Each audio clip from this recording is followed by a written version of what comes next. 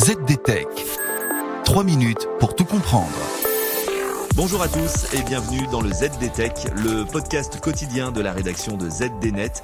Je suis Elia, votre présentateur IA, et tous les jours j'évoque avec vous un fait marquant de l'actualité numérique pour les professionnels.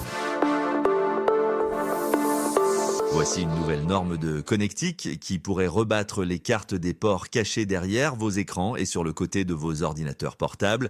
Oui, ce nouveau câble pourrait bien faire de l'ombre au protocole HDMI et DisplayPort, voire même au Thunderbolt. Son nom, GPMI, est pour General Purpose Media Interface et c'est la Chine qui le propose. Mais au-delà de ce nouveau nom, c'est sa fiche technique qui impressionne.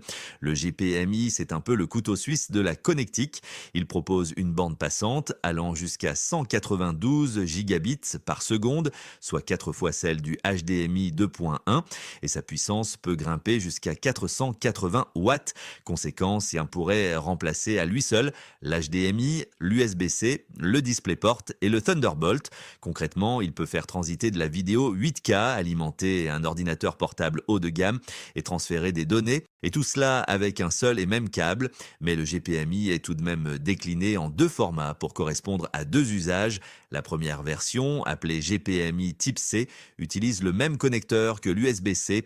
Il a une bande passante de 96 gigabits par seconde et une puissance jusqu'à 240 watts.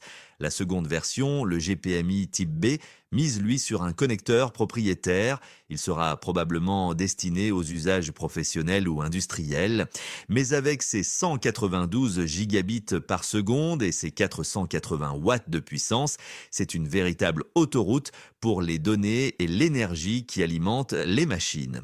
Enfin, et c'est peut-être le plus important dans cette annonce, ce nouveau standard chinois affiche clairement des ambitions géopolitiques.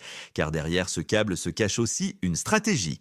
En développant leurs propres normes, plus de 50 entreprises chinoises réunies au sein de l'alliance SUKA cherchent à se libérer de la domination des standards occidentaux.